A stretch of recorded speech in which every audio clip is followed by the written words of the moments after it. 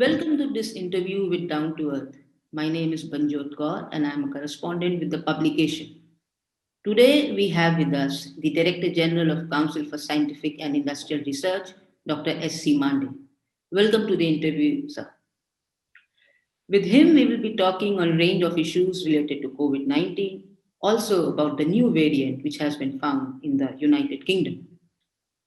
To begin with, sir, there has been a lot of both information and misinformation about mutation of this virus.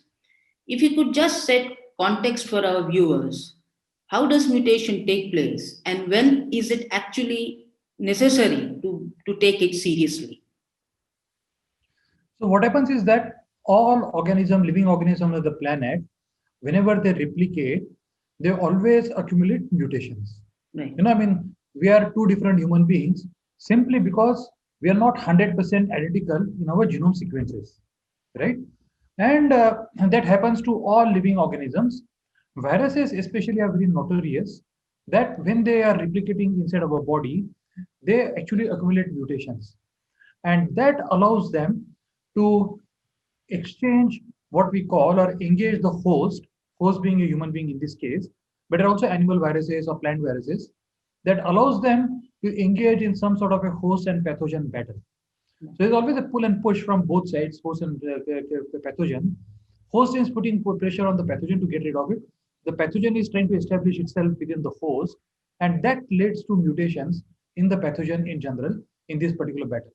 So when virus replicates in our body, it always accumulates certain mutations, and it so turns out that some of these mutations proliferate better than the other ones. So, how many mutations in this particular virus has taken so far? And when is it that we really need to be alarmed? So the large number of mutations this virus has accumulated so far. Even within the India, if you see the multiple isolates of virus that you find, let us say in Delhi and let us say in Tamil Nadu, the more predominant isolated you find in Delhi is of one kind, the more predominant you find in Tamil Nadu is of different kind, but they are not different strains. They have, let us say, 4 or 5 mutations in these. And Delhi has a combination of certain these 4 or 5, and Tamil Nadu has like this, but predominant. We can't say that all of Delhi has the same mutations of viruses or all of Tamil Nadu has the same. But I'm saying predominantly, the 60% have these 4 combination mutations, 20% maybe have something else, 2% something else, something like that. Total it adds up to total 100%. So far, sir, India has reported how many mutations of this virus? So there are quite a few. In fact, there are quite a few point mutations that have been observed in India as well. And some of them appear to be also unique to India at this stage. And when we say that they are unique to India, how significant are they in terms of scientific research and all other diagnostics and vaccines, etc.? You see, there are two different aspects that we should always keep in mind. There is a transmissibility of a virus between two different people, and the lethality of the virus. So at times, virus may be very much transmissible, but not very lethal. On the other hand, it can be very lethal, but not as transmissible. And then virus also is clever; it knows the game. If it's too lethal, the entire pandemic can be contained in no time, because all the people who get infected by it would die. Then there is no way to transmit to some other person. On the other hand, if it is getting transmitted a lot, probably lethality is low. Now, this is a very superficial kind of a hypothesis that I have made here just now while talking to you. Now, this is to some extent true that we have to worry about these two factors, transmissibility and lethality. And as of now, I don't think anyone in the world has talked about that one particular mutation or a group of mutations are more lethal than the other. So as of now, as far as the COVID-19 is concerned, so nobody has been talking about that all of a sudden this particular strain has emerged, which actually appears to be very lethal and we have to contain it. I don't think that evidence has emerged as of now yet. Okay. What evidence that has emerged right now and you are driving at is the UK strain, which has a combination of about 16 or 17 mutations, and that appears to be more transmissible. What actually the UK scientists would like us to believe. We have not seen the scientific evidence yet, but we trust them. Is that they think that the R number, that is the people-to-people transmission, is higher in this particular strain. Right. So the UK has sequenced tens of hundreds of samples, and then they, got to know about this new variant. Has India so far sequenced any sample of those people who have turned out to be positive for the virus after returning from UK? Have we sequenced any samples so far for this particular? Well, that's difficult for me to answer right now because we have sequenced a large number of viral isolates in India, and I'm not sure whether any of those had returned from UK. So I will have to go back to the board and find out. But what is certain is that we have sequenced close to about 5,000 different viral isolates in India till now, of which more than half, about 60% of them, have been sequenced within CSR labs, IGAV and CCMB. Right. So we have been made to understand that those who are reporting positive after flying down from UK, some of their samples would be sequenced. So if I understood you correctly, so far we have not sequenced anybody. So is it correct to believe that we really did not have this strain? So once we sequence it, and if we don't have it, then we may believe so. But at this moment, is it really correct to say that we don't have this strain in our country? At this moment, we would like to believe that we don't have that particular combination of mutations in our country that all of us would like to believe. But we always believe that until a new evidence emerges, and that new evidence has not emerged yet, where we see this particular combination of mutations that is being talked about in the UK and around the world at this moment. So we have not seen that as of now. We'll have to wait and watch. Right. Uh, you have also said this a couple of times that the new mutant will not have any impact on vaccines that are being currently developed. But the assessment issued by European Center for Disease Control 2 days ago said that the properties, the antigen properties of this new strain is still being studied, and it may take 2 to 3 weeks to understand how are they different. So should we really wait to say that this will not impact vaccine development till these results are out? So you see, I mean, making a very definitive statement on this is very difficult. I cannot say yes or no, but I can make a more probabilistic statement that is very unlikely that the vaccination kind of thing would change because of these mutations. It's more likely that vaccines would be as effective as they are on other mutations as they are on this mutation. What happens is that the vaccine have been made up. For example, let us take the example of Moderna, right? So the Moderna vaccine is an mRNA vaccine, mRNA-based vaccine.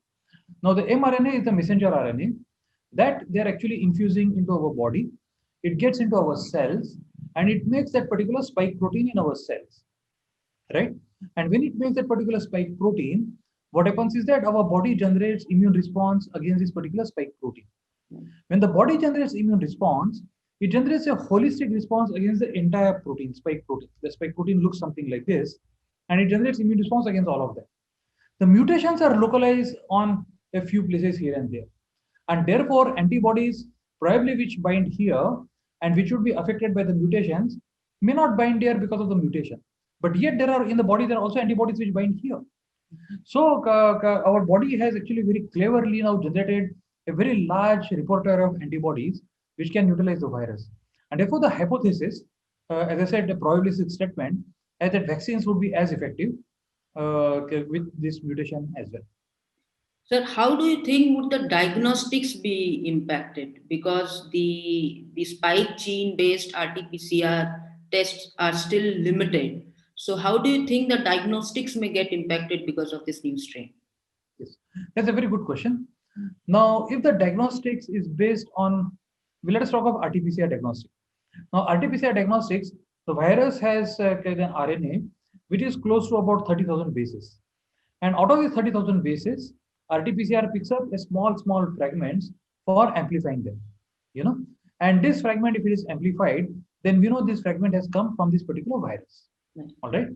Now, by chance, the primer is targeted to the region in which there is mutation.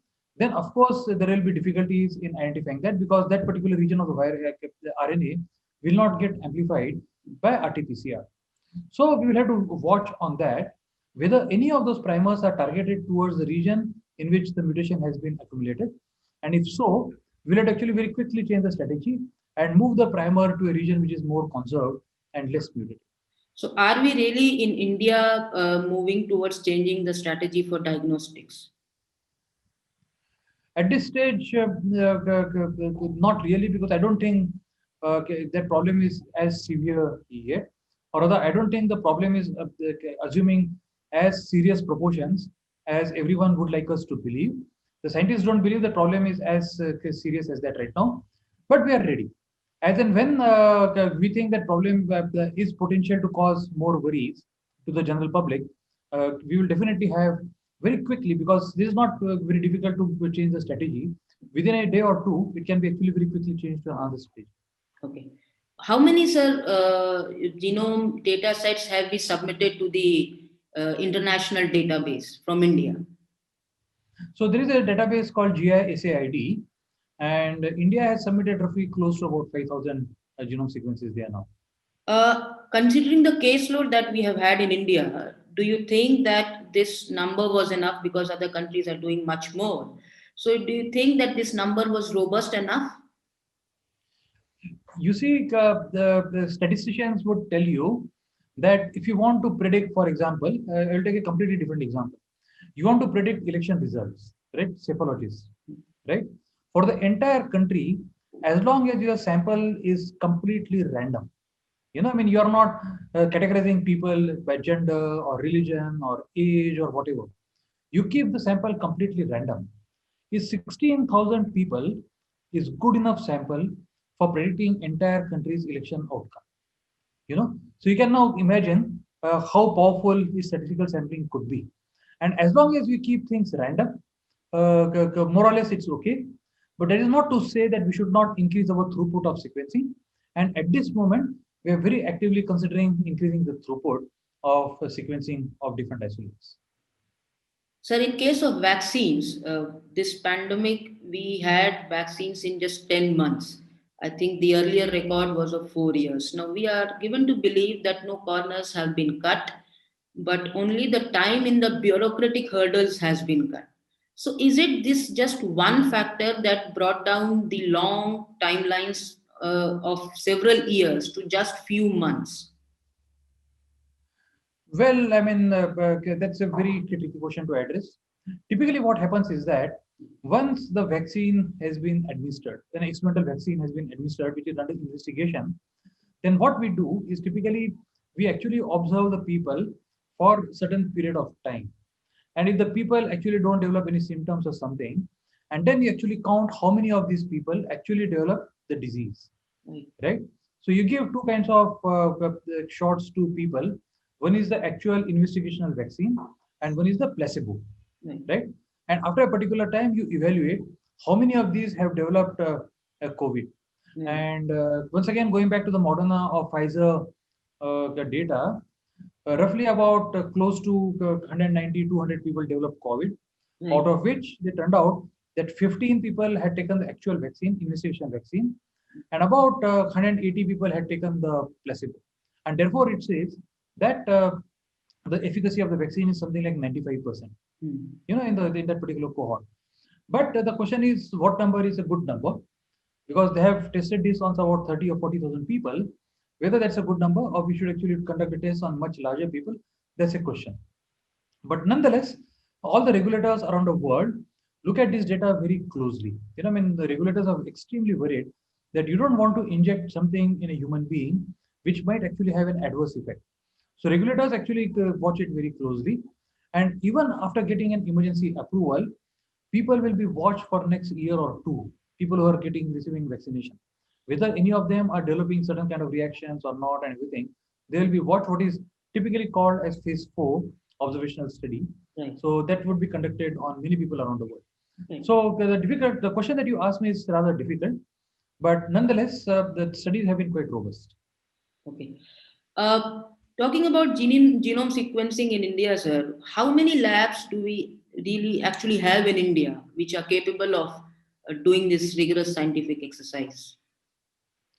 I would say that about 10 labs across India can easily do genome sequencing at a very large scale in a very robust manner. The leaders, of course, are the labs Institute of Genomics and Integrative Biology in Delhi, or the Center for Cellular and Molecular Biology in Hyderabad.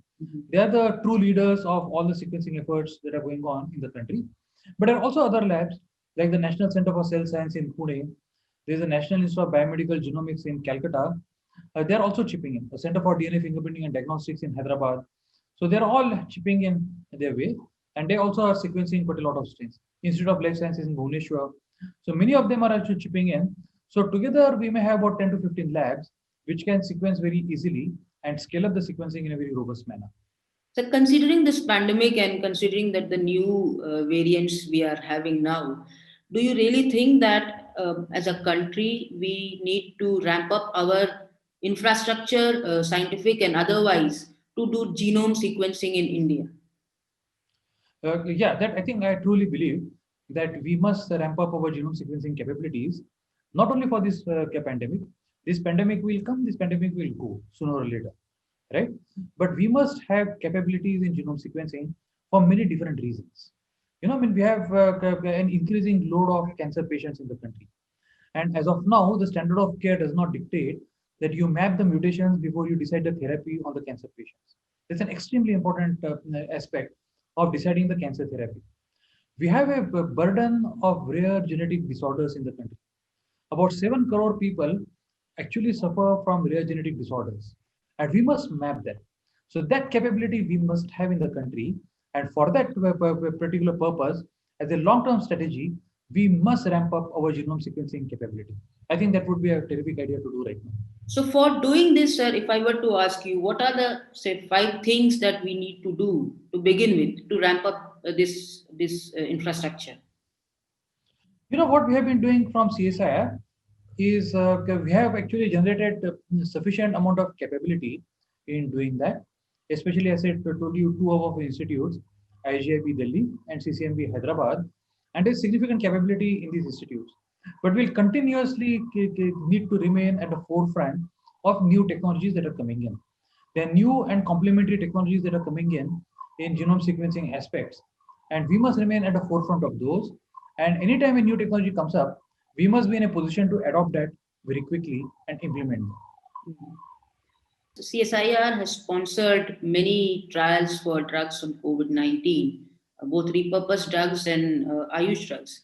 If I may ask you, in terms of Ayush drugs, what proofs of concepts were generated when CSIR decided to sponsor them? And if you could just share the lines behind it before CSIR decided to sponsor them. So we are actually trying right now on 5 different Ayush formulations. One of them is Ashwagandha, one of them is Guduchi Pipli, and so on and so forth. And they have been considered to be generally regarded as safe for consumption by multiple different evidences. They don't have any adverse effects. And we have designed clinical trials just the way modern clinical trials are designed. And subjects have been recruited in exactly the same way that the modern clinical trials are recruited, with proper ethical approvals and so on and so forth. And they're being subjects have been recruited, and the trials are going on at this stage. So we are hoping that some of these actually would have results, and only when we have results, then we'll be able to say whether it works or it does not work.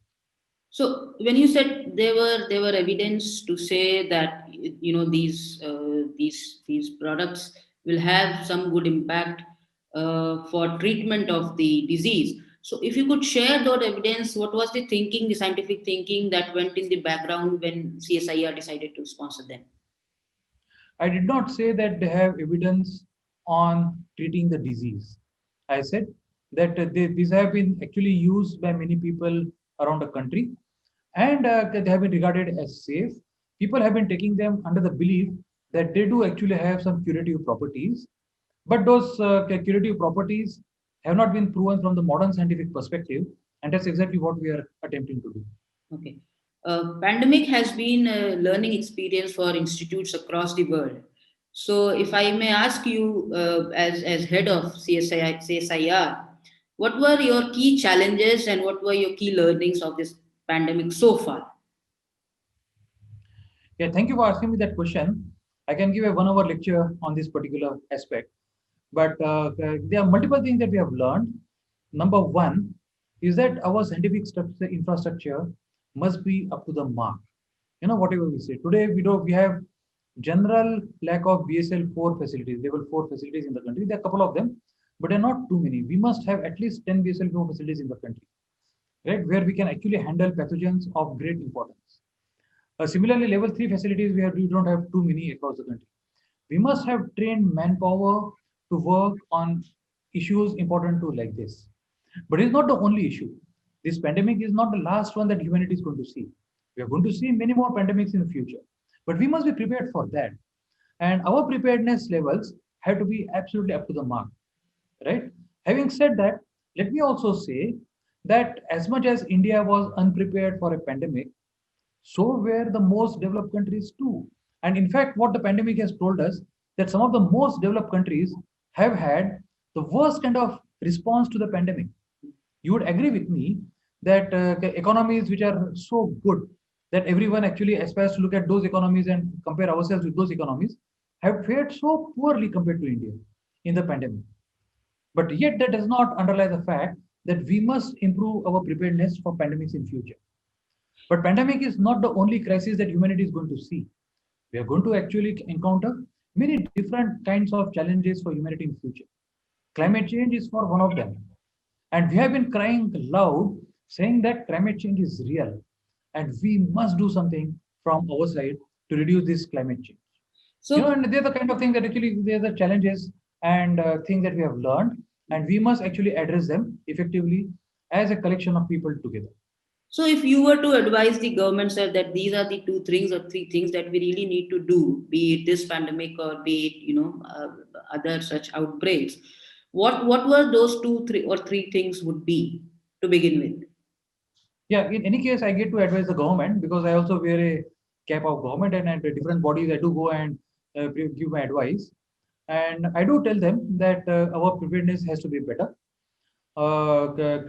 We should also be completely self-dependent on handling many of these things on our own.